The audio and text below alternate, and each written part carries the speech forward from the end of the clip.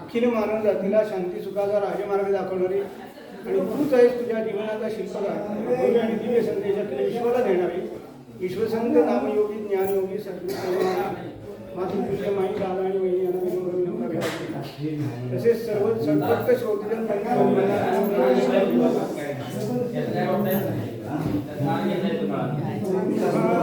संत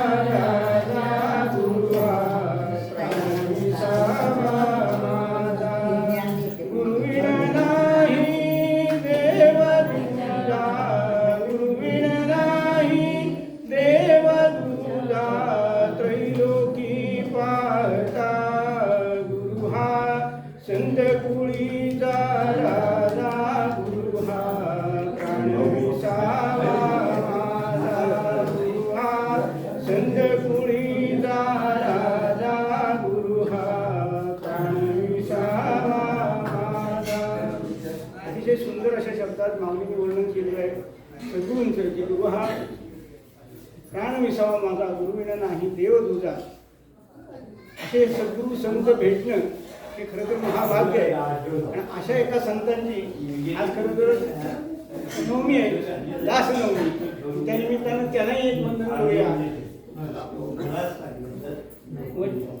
शुका सारखे पूर्ण वैराग्य जाते वशिष्ठा कवी वाल्मिकी सारिका मान्य ऐसा नमस्कार माझा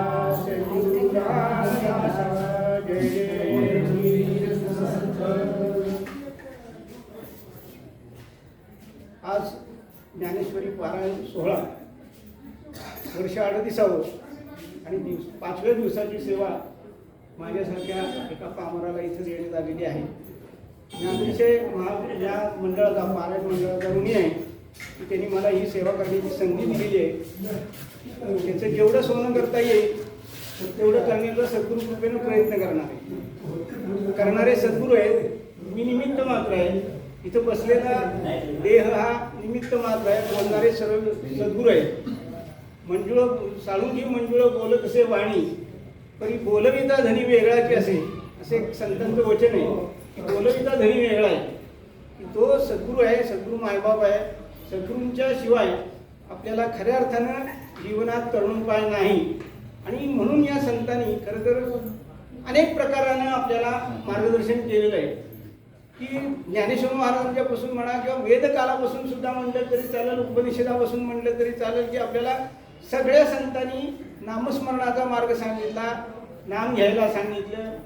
आता हे नाम आणि मन याचा फार जवळचा संबंध आहे. मनाचा आणि नामाचा अतिशय घनिष्ठ संबंध आहे की हे मन जोपर्यंत नाम घेण्याची इच्छा करत नाही तोपर्यंत तुम्ही कितीही विचार केला नाम घ्यायचा तरी नामस्मरण काही तोंडात येत नाही. असं हे मन आपल्याला आज थोडंसं पाहायचं आहे की हे मन काय आहे, हे मन काय करतं. तर भगवंतानी बघा 9व्या अध्यायाच्या शेवटी एक श्लोक सांगितला, मन मना हो मत भक्तो मध्याची मान नसकू. आणि त्याच्यावर ज्ञानेश्वर माऊलींनी फार सुंदर हे दिलं की तू मन हे मीच करी माझी या भजनी प्रेम धरी सर्वत्र नमस्कारी मज एकात. फार सुंदर सांगितलं की काय सांगितलं, तू मन हे मीच करी माझी या भजनी प्रेम धरी सर्वत्र नमस्कारी मज एकात.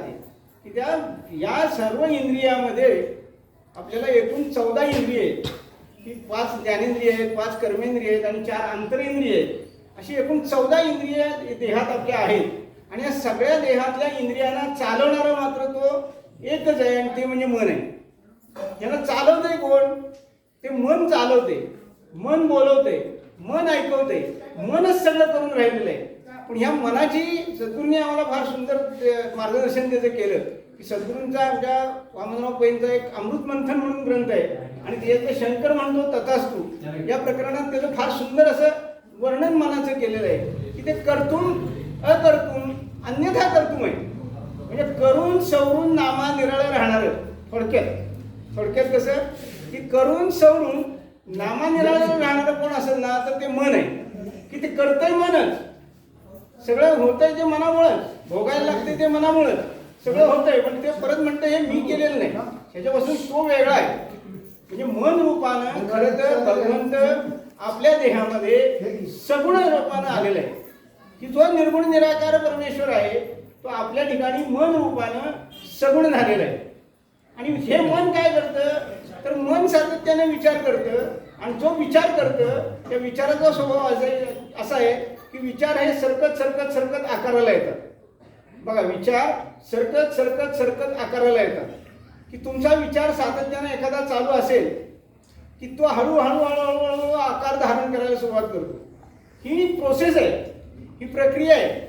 या प्रक्रियेमध्ये संपूर्ण विश्वाची निर्मिती झालेली आहे आणि या संपूर्ण या देहाची सुद्धा निर्मिती त्या विचारातूनच होती.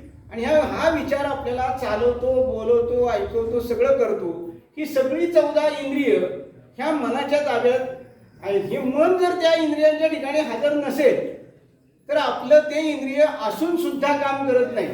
बघा, तुम्हाला हा अनुभव तुमच्या प्रत्येक वेळेला घरात सुद्धा येऊ शकतो की तुम्ही एखादा स्वयंपाक करताय गृहिणी आणि टीव्हीवर काहीतरी सुंदर गाणं लागले आणि तुम्ही स्वयंपाकात मग्न आहात. अशा वेळेला तुम्हाला जर थोड्या वेळानं गाणं समजायला विचारलं आता गाणं कुठलं लागलं होतं, तुम्ही म्हणणार काय माहिती कुठलं लागलं. कारण ते कान होते, कानात पडत होतं पण मन तिथं हजर नव्हतं आणि त्यामुळे ते मन तिथं हजर नसल्यामुळं त्याला ऐकू आलेलं नाही. दुसरं उदाहरण देतो की आपण रस्त्याने चाललेलो असतो, कुणीतरी आपला एखादा मित्र येत असतो समोरून आणि समोरून जो मित्र येतो त्याला आपण म्हणजे डोळे पाहत असतात पण आपलं मन कुठल्या तरी विचारात गुंग झालेलं असतं आणि मग तो येऊन हा धक्का मारतो. काय कुठं लक्ष येतात दिसतं का नाही तुला, मी एवढं समोरून आले बघत नाही माझ्या. म्हणजे मन त्या डोळ्याच्या ठिकाणी हजर नव्हतं, ते कुठल्या तरी विचारात गुंग झालेलं होतं आणि त्यामुळे मन तिथं नसल्यामुळं डोळ्यांनी कार्य केलं नाही. असं हे जे मन आहे ह्या मनाचा आपल्याला थोडासा चिंतन करायचं की मन आपल्या जीवनात नक्की काय करून राहिलेलं आहे. सगळं म्हणजे सद्गुरूंनी सांगितलं की कर्तुम अकर्तुम अन्यथा कर्तुम हे सगळं मनच आहे. आपल्याला असं सांगण्यात येतं की सर्व काही करतो तो देव करतो. हे सगळं होतं ते कोणाच्या कृपेनं होतं, देवाच्या कृपेनं होतं. पण देव म्हणजे कोण असं जर विचारलं तर संतांनीच सांगितले. संतांनी सांगितलं देव म्हणजे कोण.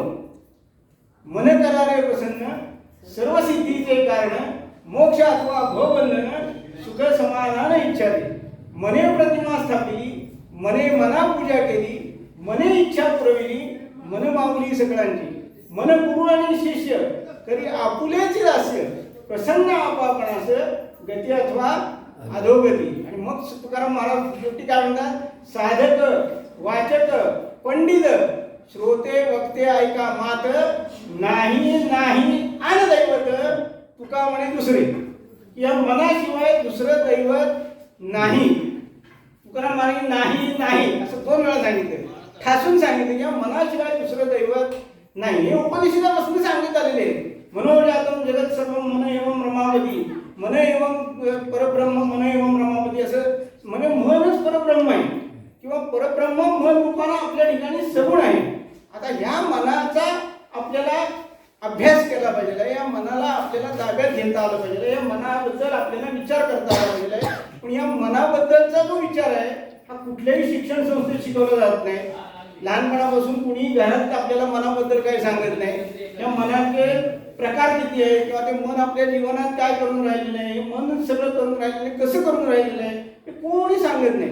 संतांनी थोडंफार याच्याबद्दल मार्गदर्शन केलं पण ते सुद्धा काव्यबद्ध ओवीबद्ध असल्यामुळे त्याच्यातलं वाचून सुद्धा फारसं काही कळत नाही. तू मन हे मीची करी माझी या भजनी प्रेम धरी सर्वत्र नमस्कारी मजे एखादे म्हणजे ओवी वाचली पण अर्थ कळला का तर तो अर्थ कळतच नाही त्याचा. हे तू मन मी कर म्हणजे नक्की काय कर, तू कोण, ते मन कोण आणि मी करायचे म्हणजे नक्की काय करायचे हे कळलं पाहिजे की नाही. हे जर कळलं नाही तर तू म्हणे हे मीच करीन, की तू आणि तो, आपण ज्या वेळेला हे शब्द वापरतो की तू आणि तो देव, तो हा विठ्ठल बरवा. काय सांगितले त्या अभंगात? तो हा विठ्ठल बरवा, की तो विठ्ठल मूर्ती रूपात आहे, ते प्रतीक आहे, पण खरा कुठे आहे? इथं आहे. तो हा विठ्ठल बरवा, याचं भजन करायचं. माझे भजनी प्रेम धरी. भजनी म्हणजे फक्त टाळ घेऊन केलेलं भजन हा संतांना अभिप्रेत अर्थ नाही. संतांना जो अभिप्रेत अर्थ आहे ना, तो भजन या शब्दाचा अर्थ असा आहे की चिंतन किंवा स्मरण, की त्याचं स्मरण व्हायला पाहिजे. की स्मरण, नामस्मरण जेव्हा होतं ना तेव्हा खऱ्या अर्थानं ते चिंतनाला सुरुवात होती. म्हणून स्मरण होणं गरजेचं आहे. स्मरण तसं जीवन हा एक अतिशय विज्ञानाचा सिद्धांत आहे किंवा निसर्गाचा नियम आहे. तुमचं जसं स्मरण असेल त्याप्रमाणे तुमचं जीवन घडतं किंवा बिघडतं. बघा, तुमचं जसं स्मरण असेल तसं जीवन घडतं किंवा बिघडतं. जर स्मरण चांगलं असेल तर जीवन चांगलं घडतं. जर स्मरण चुकीचं झालं तर जीवन अधोगतीला जातं किंवा अनिष्ट पद्धतीचं वळण द्यायला लागतं. म्हणून मनाचा विचार आपल्याला जो करायचा आहे की मन हे सगळ्यात प्रभावी आहे. मन चिंतिते वैरीनं चिंती. आपल्याकडे म्हणी फार मराठीत फार सुंदर सुंदर आहे की मन चिंतिते वैरीनं चिंती. या मनाला आपल्याला एखादं काही व्हायला लागलं तर मनाचं जेवढं घालमेल चाललेली असती की काय होते काय नाही, काय होते काय नाही. आताच बघा, आता आपण सगळेजण एका महामारीच्या साथीतून गेलो. खरं तर सगळ्यांच्या मनात धाक कधी काय होईल, कधी काय होईल, कधी काय. ज्यांनी याचं चिंतनच केलं नाही ना त्यांना काहीच झालं नाही. पण जे समजा आजारी पडले आणि त्यांना आता असं वाटलं की आता काय होणार, जे घाबरले, यातले बघा की 50% जास्त माणसं ही निव्वळ घाबरून मिळली की त्या रोगापेक्षा सुद्धा त्या भीतीनं, की भीती फार मोठी वाईट गोष्ट आहे. की ती घाबरला ना तुम्ही की तुमचं सगळं विचार संपले, तुमचं सगळं संपून जाते. की तुम्ही घाबरला, भीती निर्माण झाली. तुम्ही जर घाबरलाच नाहीत ना तर काही होत नाही. हे संत सुद्धा सांगतात की भिवू नकोस, मी तुझ्या पाठीशी आहे. आपल्याला अक्कलकोट स्वामींनी मंत्र दिला की भिवू नकोस, तुझ्या पाठीशी आहे. भिला नाहीस तर पाठीशी ते आहेतच. पण घाबरलाच राहील का? घाबरला तर नाही. कारण तो घाबरला म्हणजे तुझ्या हातात आहे सगळं. ते काय करणार आहे? ते काहीच करत नाही. ते फक्त मार्गदर्शन करतात की तू घाबरू नको, काही होणार नाही. पण घाबरलं नाही ना तर खरंच काय होत नाही. पण आपल्याला अशी चिंता लागते, काळजी लागते आणि मग आपण त्या काळजीचे विचार, चिंतेचे विचार ते इतके सगळे करत राहतो. आणि ते केलेला विचार, मी मगाशी सांगितलं त्याप्रमाणे, तो विचार हळूहळू आकार धारण करतो.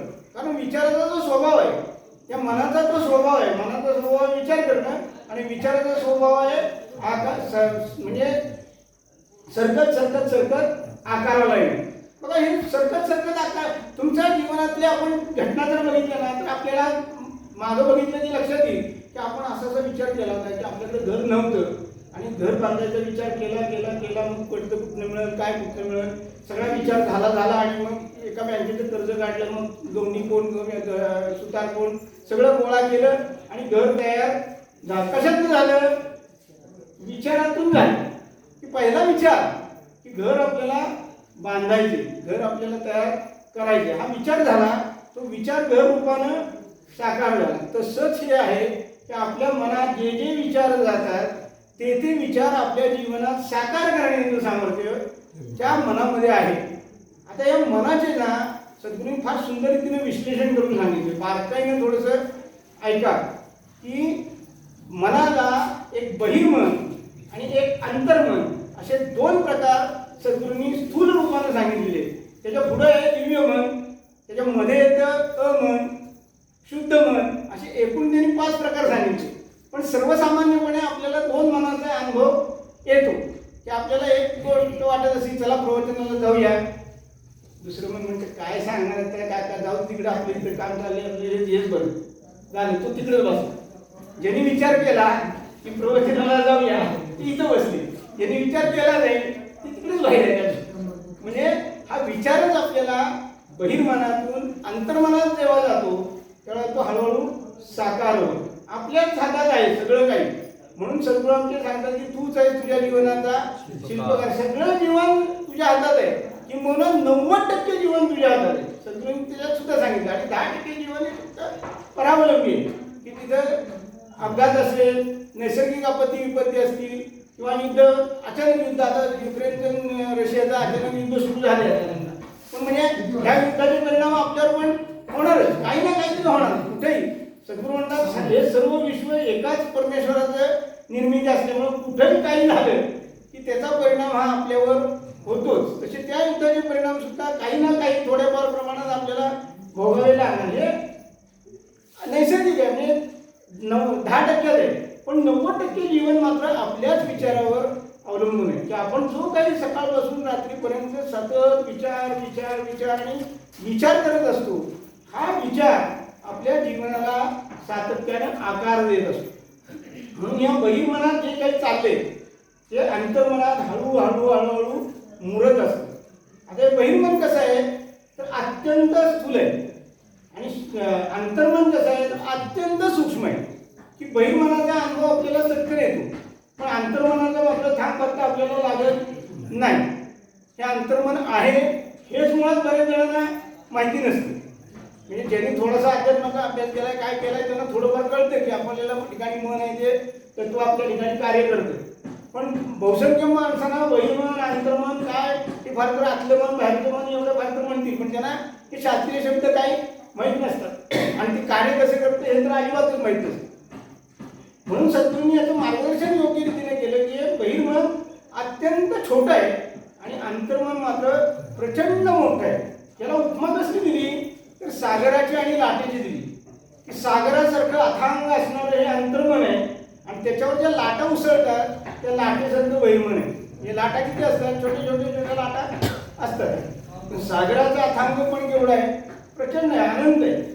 तसं हे अनंत अंतर्मन हे मात्र ईश्वरी शक्तीशी जोडलेलं आहे. हे बारकाईने लक्षात घ्या की आपल्या ठिकाणी जे अंतर्मन आहे हे त्या दिव्य शक्तीशी जोडलेलं आहे आणि बहिर्मन आहे हे जगाशी जोडलेलं आहे.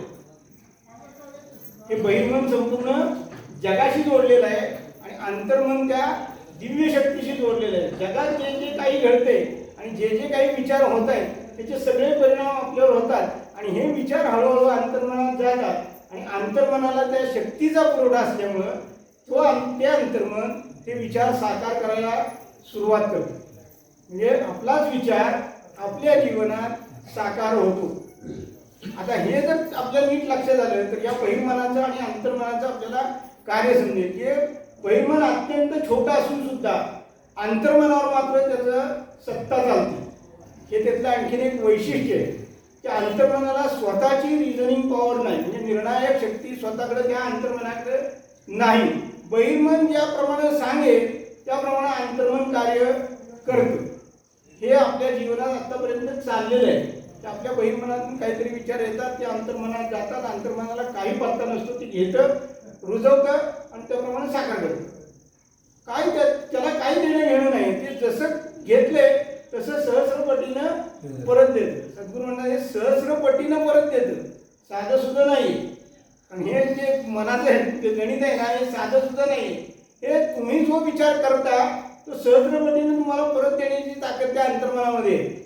जसं बी पेरलं की त्याला फळं किती येतात. एक आंब्याची पोय पेरली त्याला अंकुराला बुंदा आला फांद्या आल्या मोहर आला सगळं आलं. आता ह्याला आंबे आले. आंबे किती आले एकेका झाडाला 4-4 हजार 2-2 हजार हजारोनं आंबे येतात.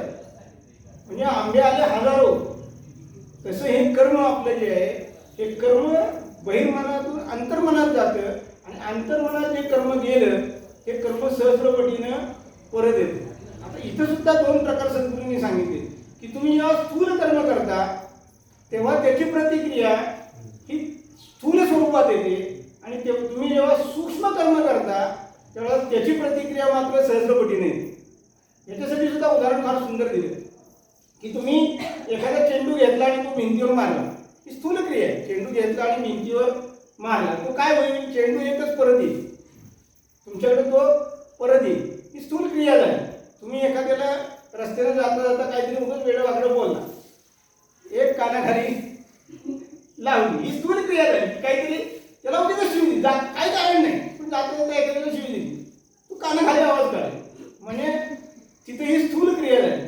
पण तुम्ही ज्यावेळेला सद्गुरू म्हणतात एखाद्याबद्दल चिंतन करता, अनिष्ट चिंतन करता किंवा चांगलं चिंतन करता, त्यावेळेला ते सूक्ष्म क्रिया होतात तिथं, आणि त्याच्या प्रतिक्रिया मात्र तुमच्याकडे सहस्रपटीने येतात.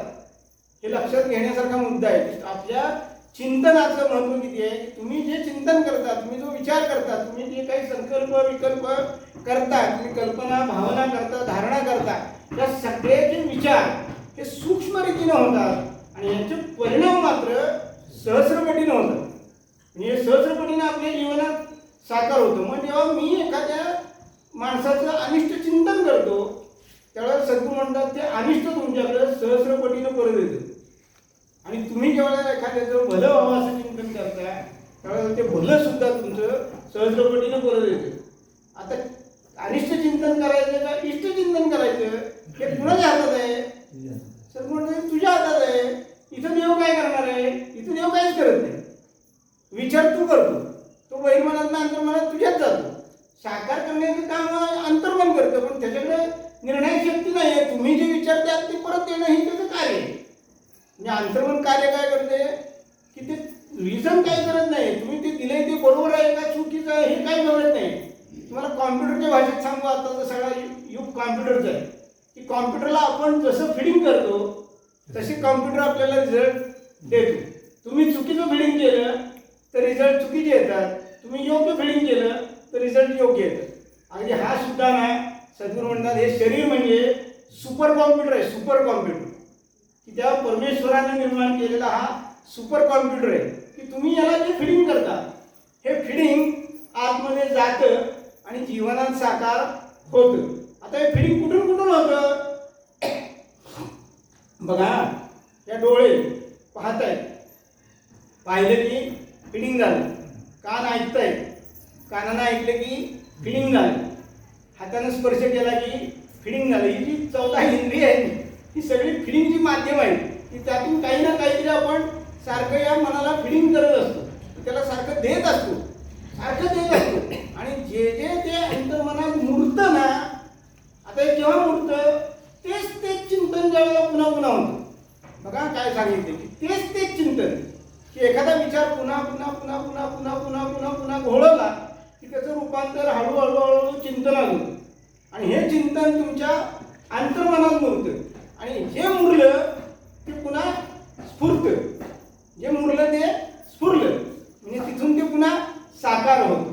म्हणून हा मनाचा सगळा जो खेळ आहे आपल्या जीवनात, या फक्त मनाचाच खेळ चाललेला आहे की सगळं काय करून राहिलेलं आहे हे आपलं मन आहे. पण या मनाचा अभ्यास मात्र कुठलीही संस्था, कुठलीही शाळा, कुठलंही कॉलेज शिकवत नाही. आणि त्यामुळे खऱ्या अर्थानं हे जे ज्ञान खरं दिलं पाहिजे आहे हे कुणालाही सहजासहजी कळत नाही. म्हणून ही सद्गुरूंनी फार सुंदर व्यवस्था केली. सद्गुरूंनी आमच्या अतिशय सुंदर असं मनाचं मार्गदर्शन केलं. संतांनी सुद्धा सगळं मार्गदर्शन केलं की मनाचे संकल्प पावविल सिद्धी, जरी आहे बुद्धी याचे ठाई म्हणले की मनाच्या ठिकाणी जो संकल्प आहे तिथे जर तुमची योग्य बुद्धी असेल तर तुमचे संकल्प साकार करण्याचं सामर्थ्य त्या मनातच आहे. सुभाषित दारांनी फार सुंदर एक सुभाषित पण त्याच्यावर केलेलं आहे की भाग्यस्य दैनस्य नकोपी दाता.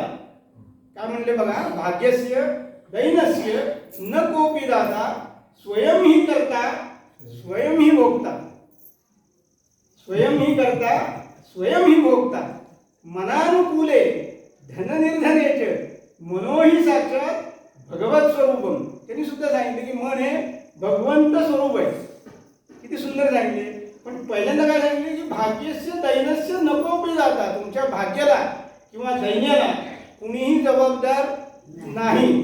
स्वयं ही करता स्वयमेव भोगता, तूच करतायस आणि तूच भोगतायस. इथं भोगणारा पण दुसरा कोणी नाही. तू जे कर्म केलं ते तुला भोगावं लागणार. कर्म तैसे फळ लाभते केवळ आणि का ते बोल लावू नये. की ते आपलं कर्म आहे हे आपल्यालाच भोगावं लागणार आहे.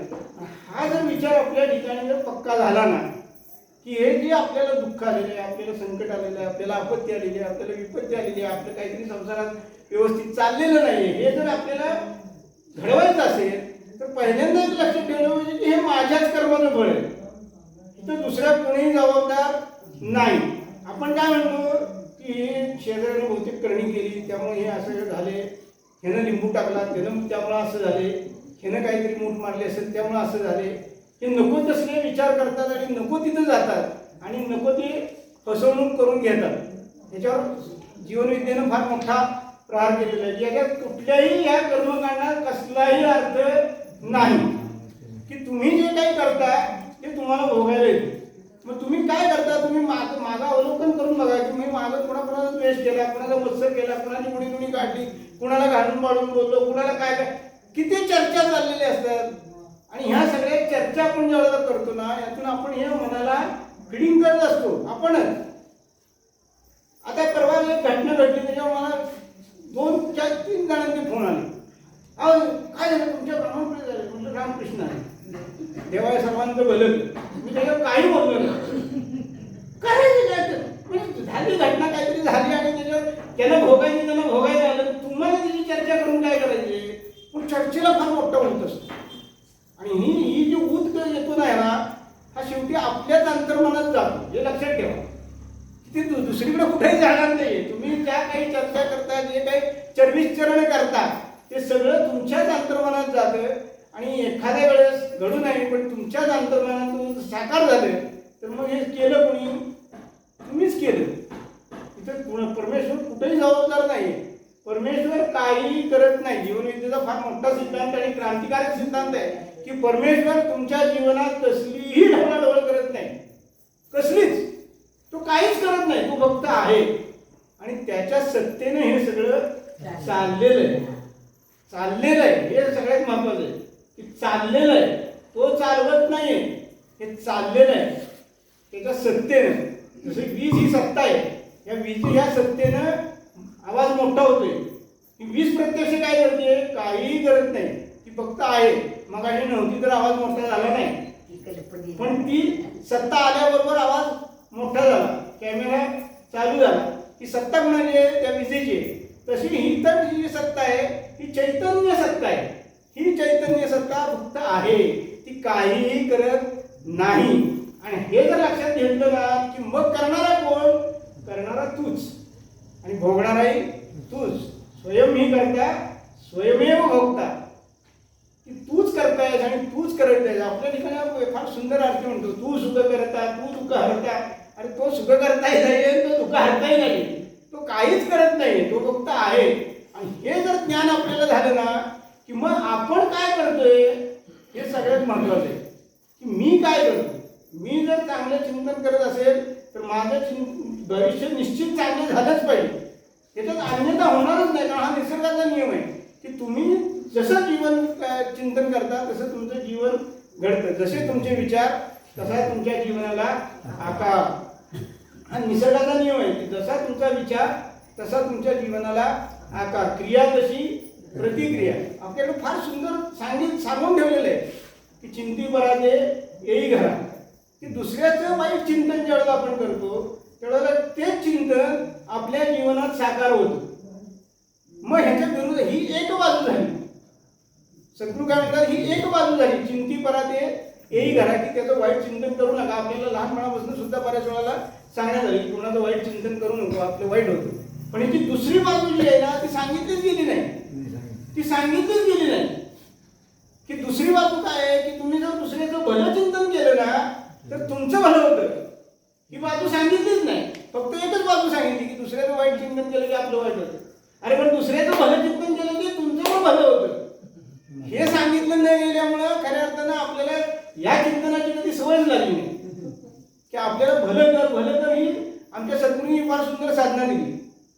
सद्गुरूंनी एकतर विश्व प्रार्थना दिली, पण विश्व प्रार्थना म्हणताना सुद्धा बऱ्याच लोकांना कंटाळा यायला की 4 ओळी म्हणायच्या. आता ते केव्हा म्हणायच्या, कधी म्हणायच्या. हे ईश्वरा सर्वांना चांगली बुद्धी दे, आरोग्य दे, सर्वांना सुखात आनंदात ऐश्वर्य ठेव, सर्वांचं भलं कर, कल्याण कर, रक्षण कर आणि तुझे गोड नाम मुखात अखंड राहू. हे 4 ओळी म्हणत केव्हा बसायचं. सद्गुरू म्हटले तुला 4 ओळी म्हणायला नाही ना वेळ, ठीक आहे, म्हणजे अजून सोपं करून सांगतो. तुझ्या समोर जो येईल, जी येईल किंवा जे येईल, काय सांगितलं? तुझ्या समोर जो येईल, जी येईल किंवा जे येईल त्याच्याबद्दल एकच चिंतन कर, देवा याचं भलं कर. काय सांगितलं? देवा याचं भलं कर. तुमच्या पुढं पुरुष आला, देवा याचं भलं कर म्हणा. स्त्री आली, देवा याचं भलं कर म्हणा. म्हैस आली, तिला म्हणा देवा याचं भलं कर. गाय आली, तिला म्हणा देवा याचं भलं कर. समोर झाड दिसलं, त्याला म्हणा देवा याचं भलं कर. तुम्हाला फक्त चिंतन काय करायचं? देवा याचं भलं कर. आपण चिंतन अनिष्ट केलं तर ते आपल्या जीवनात साकार होतं. तसंच इष्ट केलं तर इष्ट जीवन साकार होतं. हा जो नियम आहे ना, हा नियम जर आपल्या लक्षात जर पक्का आला तर आपण कधीच अनिष्ट चिंतन करणार नाही. आपल्याला लगेच लक्षात येईल की आपण अनिष्ट चिंतन करतो. लगेच आपल्याला लक्षात येतं की बघा, हे थोडंसं साधनेचा भाग असतो यात थोडा आणखी, की तुम्ही जेव्हा सातत्याने करायला जाता ना, तेव्हा करता करता करता तुम्हाला ती सवय लागते. मग आता बघा की सहज जाता येतं सुद्धा, रस्त्यानं निघालाय, जाता जाता समोरून किती माणसं येतात, सहज म्हणून जायचं देवाचं भलं कर, देवाचं बरं. त्याला मोठ्याने म्हणायचे काय नाही, मनाच्या मनात म्हणायचं देवाचं भलं कर. चिंतन आहे हे, फार मोठं चिंतन आहे. पण हे चिंतन आहे हे कुणी आजपर्यंत सांगितलंच नाही. आणि हे चिंतन तुमचं भलं करतं हे कुणी सांगितलं नाही.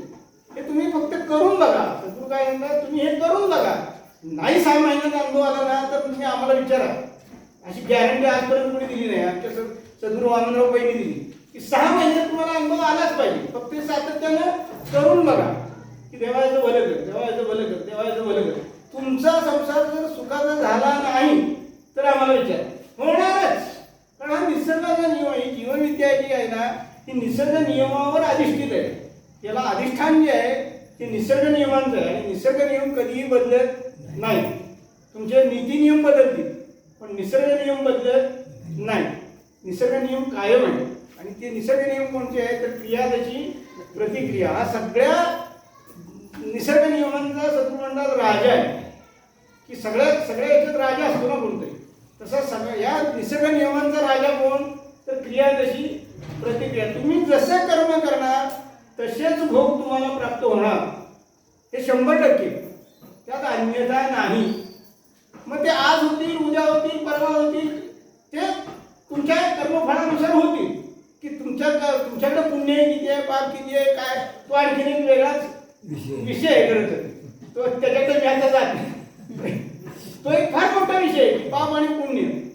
की तुमच्या ठिकाणी किती पाप आहे, किती पुण्य आहे, याच्यावर तुम्ही जे कर्म केले ते केव्हा फळणार हे अवलंबून आहे. आता बघा की आपलं आयुष्य एक साधारण आपण जर धरलं तर 60-70 वर्षाचं आयुष्य धरलं. आता यात आपण कर्म करत सातत्यानं रोज कर्म करतोय. आता हे कर्म करता करता करता करता एक दिवशी आपला मृत्यू होतो. आता जे कर्म झालं ते संचितात जाऊन पडतं आणि त्या संचितातून पुन्हा आपल्याला भोग निर्माण होतात आणि त्याच्यातून आपल्याला पुन्हा जन्म घ्यावा लागतो. जी कर्म केली ती भोगल्याशिवाय सुटका नाही. हे पहिलं लक्षात ठेवा. कुणाची मुक्ती नाही की आपण मुक्त होऊ, ही कल्पना जीवनविद्येला मान्य नाही.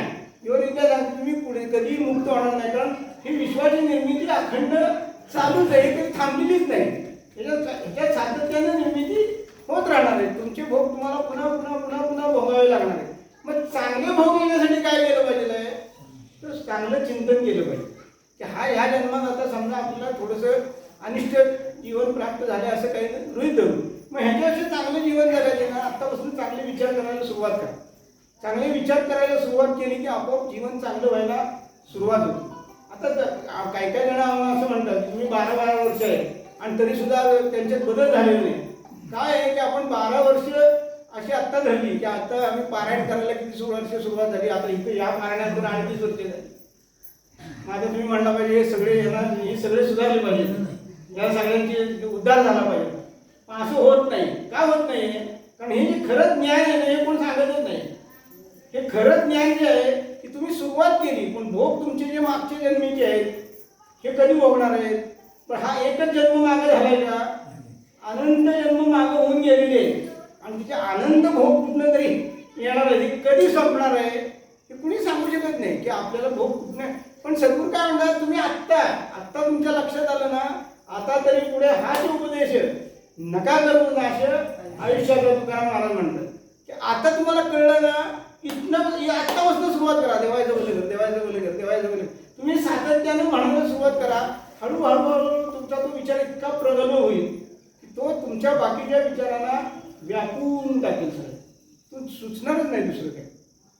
आपल्या ह्या मनाचं आणखीन एक वैशिष्ट्य आहे, तुम्हाला आहे थोडा वेळ.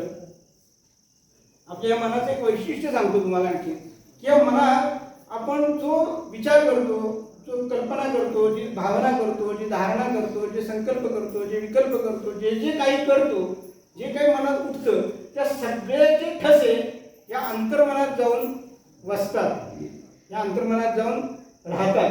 आता हे एक अंतर्मन आहे असं कल्पना करा की हे अंतर्मन आहे. इथं आता एक विचार केला, हा याच्यात जाऊन बसला, हा दुसरा विचार केला, हा जाऊन बसला, हा तिसरा केला, तर हे सगळे बसतं. असं आत्तापर्यंत आपले विचार बसलेले आहेत या सगळ्या अंतर्मनात. आणि ह्या अंतर्मनाचा एक पॅटर्न तयार झालेला आहे, म्हणजे जडणघडण तयार झालेली आहे. आता इथं हे अंतर्मन नैसर्गिक म्हणजे दिव्य शक्तीशी युक्त असल्यामुळं, ह्या चैतन्य शक्तीशी युक्त असल्यामुळं त्याला शक्तीचा पुरवठा आहे. आणि त्या शक्तीतून त्या ज्या विचारावर त्या शक्तीचं लक्ष जाईल तो विचार तिथून स्फुरायला सुरुवात होतो. मग त्या संस्काराप्रमाणे तो विचार स्फुरायला सुरुवात होते. आपल्याकडे किती संस्कार झाले? आपल्याला भरपूर संस्कार आत्तापर्यंत झाले. मी तुम्हाला एक उदाहरण देतो म्हणजे तुम्हाला चटकन कळेल. एखादा मनुष्य आहे ज्यानं कधी सिगारेट ओढलेली नाही, पण एका मित्राच्या नादानं त्याला सांगितले, अरे ओढ रे एकदा झुरका मारून बघ, कसा मस्त असं वाटतं, कसं वाटतं बघ. आता त्याला ते असं वाटलं जरा बघू तरी काय होते. मग त्याने एक झुरका मारला आणि त्याला काहीतरी गरगरलं, कारण ती सवय नसते तुला ती गरगरतं. मग त्याने झुरका मारला, त्याला गरगरलं, अरे बरं वाटलं. परत थोडा वेळ त्याला वाटलं हां तर जरा फ्रेश झालं. तो आज एक सिगारेट ओढली, मग परत उद्या जरा 2 ओढल्या. परत प्रत्येक सिगारेटचा एक संस्कार होत गेला. या मनामध्ये अनंत संस्कार असे झालेले. आता इथे एक संस्कार झाला, सिगारेट ओढ, सिगारेट ओढ, सिगारेट ओढ, सिगारेट ओढ. इथं ह्या संस्काराला ती चैतन्य शक्ती काय पुरवठा काय सांगतोय, सिगारेट ओढ, सिगारेट ओढ, सिगारेट ओढ, सिगारेट ओढ. सातत्याने त्याच्यावर आघात चाललेला आहे. आणि त्याच्यामुळं आपण त्याला काय म्हणतो, तलब आली. तलब आपल्या साध्या भाषेत आपण म्हणतो तंबाखू घ्यायची तलब झाली, सिगारेट ओढायची तलब झाली, चहा प्यायची तलब झाली. की ही तलब म्हणजे काय आहे की आतून घोषणी मिळते त्याला की ओढ, सिगारेट ओढ, सिगारेट. मग हा संस्कार हळूहळू हळूहळू अंतर्मन व्यापायला सुरुवात करतो.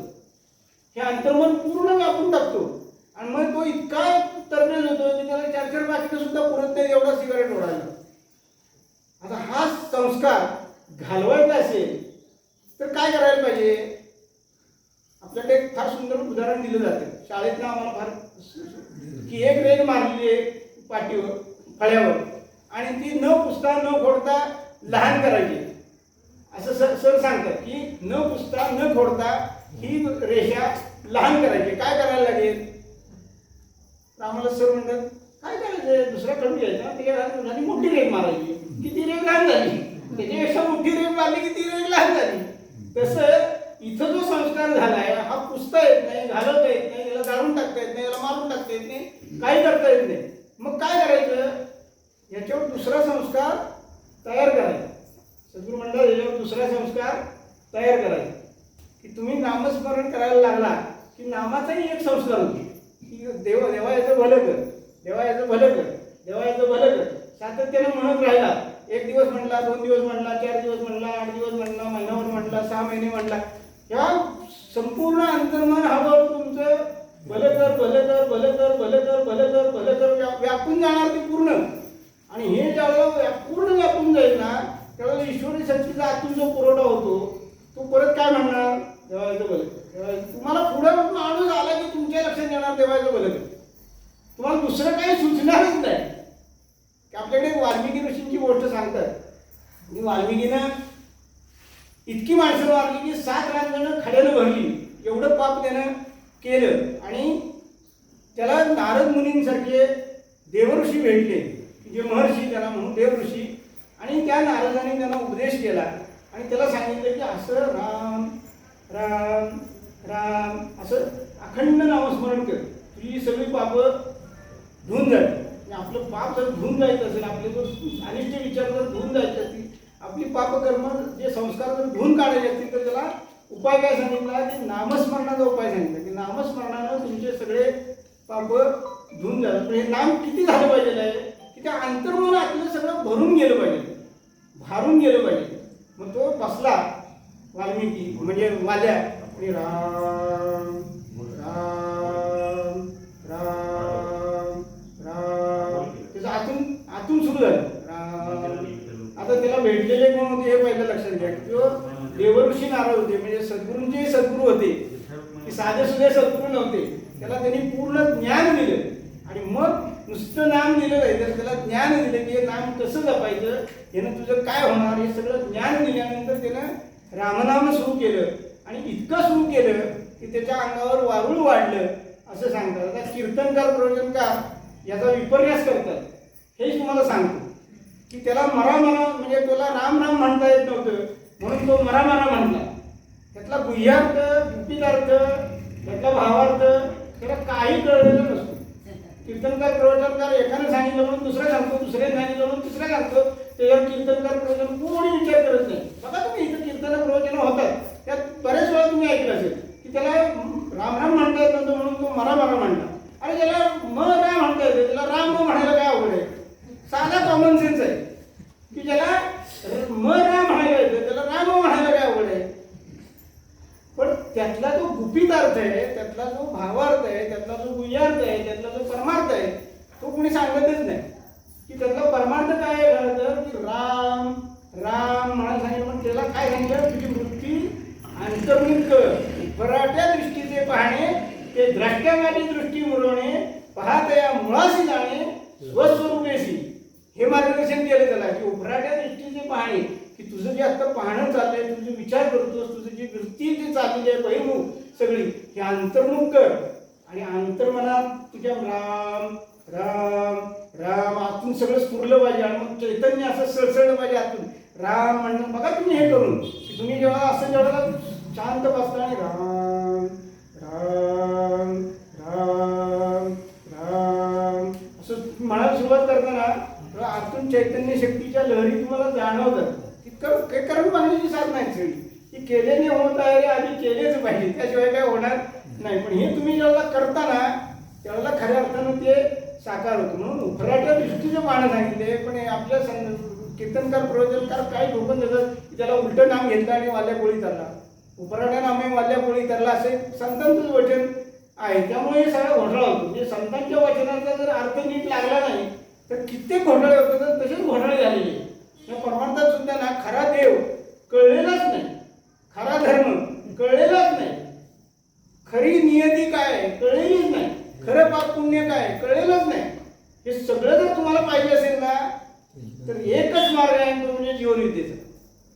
जीवनविद्या मिशननं सर्व पुस्तकातून त्यांच्या ग्रंथातून याचं योग्य रीतीनं मार्गदर्शन केलेलं आहे. पाप काय, पुण्य काय, नियती काय, संचित काय, प्रारब्ध काय, क्रियमाण काय, धर्म काय, देव काय, नियती काय, नशीब कसं तयार होतं, सगळं मार्गदर्शन इत्तमच मार्गदर्शन सद्गुरूंनी केलेलं आहे. की त्याचा अभ्यास थोडासा आपल्याला करणं गरजेचं आहे. केल्याने होत आहे रे, आधी केले त्याचा थोडासा अभ्यास केला पाहिजे. अभ्यास जर केला ना तर अभ्यासाशी काही सर्वदा दुष्कर नाही, म्हणून तू मग ठाई अभ्यासी मिळेल. त्याने मला जर सांगतात तुला अभ्यासानं हे सगळं साध्य आहे. हे मन इतकं चंचल आहे की ह्या मनाला सावरणं शक्य नाही. त्याला सुद्धा कृष्णाने सांगितलं की अभ्यास येणं तू कोणते की तुला अभ्यासानं हे शक्य आहे. त्या अर्जुनाला अर्जुन ज्यावेळेला म्हणला की चंचल मी म्हणत कृष्णा प्रमादी बलवत दृढम तस्याहम निग्रहम मन्ये वायुरीव सुदुष्करम. त्यावेळेला पुढच्या श्लोकात कृष्णाने कबूल दिली की तू म्हणतोस ते खरं आहे, पण अभ्यास येणं तू कमते त्याला सांगितले. तुला अभ्यासानं आणि प्रयत्नानं हे साध्य होण्यासाठी तुला प्रयत्नाने अभ्यास करावा लागेल. तुला जर अभ्यास केला, प्रयत्न केला तर असाध्य या जगात काहीच नाही, काहीच नाही. सगळं साध्य आहे, फक्त त्याला योग्य दिशा ही सगळ्यात महत्वाची. की आपल्याला सगळ्यात महत्वाचं काय आहे की योग्य मार्गदर्शक मिळाला पाहिजे, दिशा दाखवणारा मिळाला पाहिजे. आणि मार्गदर्शन जर योग्य असेल ना की आपली वाटचाल सरळच चालते, त्यात अडथळा याचं कारण नाही. म्हणून योग्य मार्गदर्शन करणारा सद्गुरू भेटला पाहिजे. आणि असे सद्गुरू कृपेने आम्हाला भेटले की सद्गुरू वामनराव पै की त्याने अतिशय सुंदर असं मार्गदर्शन केलेलं आहे की याच्यात कुठेही अंधश्रद्धेचा दवलेश नाही. दवलेश कुठेही अंधश्रद्धा नाही कुठली, फक्त तुमचं चिंतन सुधारा, एवढी एकच गोष्ट सद्गुरूंनी वारंवार सांगितली. आणि सद्गुरूंनी आता इतकी सुंदर सोय करून दिलेली आहे की यूट्यूबच्या माध्यमातून सद्गुरूंची प्रवचनं तुम्हाला घर बसल्या केव्हाही ऐकता येतं, केव्हाही. पूर्वी कसं होतं की सद्गुरूंचं दर रविवारी सह्याद्री वाहिनीला प्रवचन असायचं की आठवड्यातनं एक दिवस, ते सुद्धा 8 ते 8:30. ती जर वेळ चुकली तर पुन्हा प्रवचन आठवड्याभर ऐकायला मिळायचं नाही. पण आता इतकी सुंदर सोय या विज्ञानानं करून दिलेली आहे की विज्ञानाचं कौतुकच सद्गुरू करतात की सद्गुरू म्हणतात विज्ञान हे वाईट आहे असं नाही. विज्ञान हे अतिशय सुंदर आहे, विज्ञान हे पाहिजेच, पण त्याला त्या जोडीला प्रज्ञान पाहिजे. की नुसत्या विज्ञानाचा उपयोग नाही आहे, तर त्याच्या जोडीला प्रज्ञान पाहिजे, म्हणजे प्रभूचं ज्ञान पाहिजे. प्रभूच्या ज्ञानाच्या अधिष्ठानावर जर विज्ञान असेल ना तर तुमचा उत्कर्ष आणि उन्नती झालीच पाहिजे.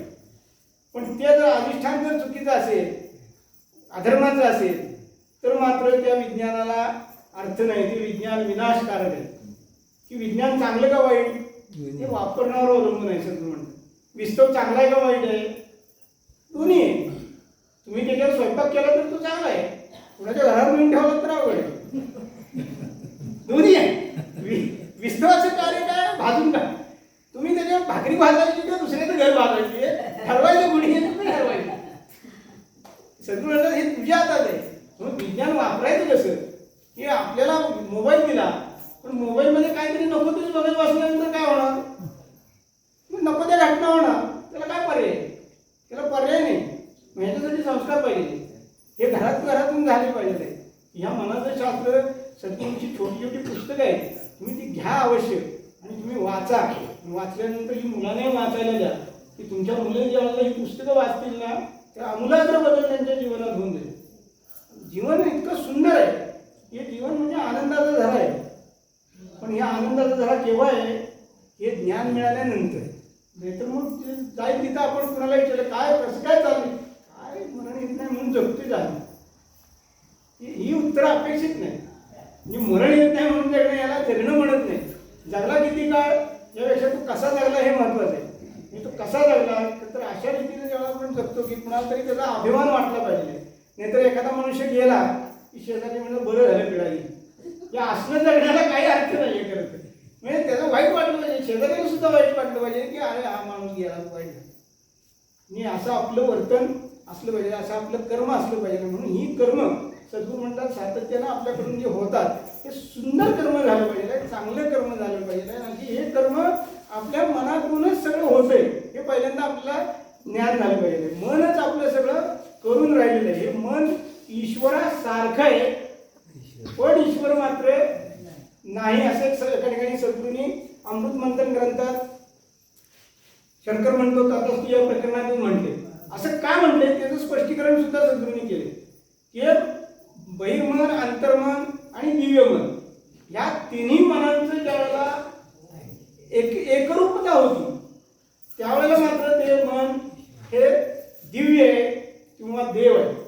पण जोपर्यंत ह्यांच्यात 36चा आकडा आहे तोपर्यंत मात्र ते देव नाही. बहिर्मन सांगते एक कर, अंतर्मन सांगते दुसरंच कर, इथं मात्र ते देव नाही. पण ज्यावेळेला बहिर्मन सांगतं हे अमुक एक गोष्ट कर, अंतर्मन सुद्धा त्याला साथ देतं, त्यावेळेला मात्र त्यांची ज्यावेळेला भावनिक ऐक्य होतं त्यावेळेला त्या ऐक्य अवस्थेत मात्र ते देव आहे. म्हणून मन देव आहे, पण कधी त्या दोघांचं ऐक्य झालं पाहिजे, बहिर्मनाचं आणि अंतर्मनाचं ऐक्य झालं पाहिजे. असे बहिर्मन अंतर्मन आपल्या ठिकाणी आहे. हे अंतर्मन बहिर्मन काय करतं तर बहिर्मन हे सातत्याने जाणीवपूर्वक कार्य करतं. जाणीवपूर्वक आपण जे जे खातो पितो वस्तू उठतो बोलतो हे सगळं कसं चाललेलं आहे, जाणीवपूर्वक चाललेलं आहे. पण खाल्लं, भरपूर खाल्लं, आता पचवलं कोणी, ते काम अंतर्मनाचं आहे. तिथे जे चाललेलं कार्य आहे ना ते अंतर्मनाचं कार्य आहे, ते ऑटोमॅटिक चालले. तिथं तुम्हाला काही करावं लागत नाही, ते आपोआप पचतं, त्याचं रक्त होतं, त्याचं मांस होतं, त्याची हाडं होतात, त्याचे केस होतात, नखं होतात, सगळं होतं. हे कसं चाललंय ह्याच्यात आपण काय करतो, आपण काही करत नाही, आपण फक्त खातो आणि बाकी सगळं तो करतो. आपण फक्त खाण्याचं कार्य करतो, तो बाकी सगळं निस्त्राचं कार्य तो करतो. हे सगळं आपल्या जीवनात चाललेलं आहे. मी बहिर्मन अंतर्मन याचा सगळा आपल्याला अभ्यास करायला पाहिजे. हा अभ्यास तुम्हाला करायचा असेल तर सद्गुरूंची ग्रंथसंपदा वाचली पाहिजे. सद्गुरूंची ग्रंथसंपदा पुष्कळ आहे. 27-28 छोटे छोटे ग्रंथ आहेत. तुम्ही याचा अभ्यास करा.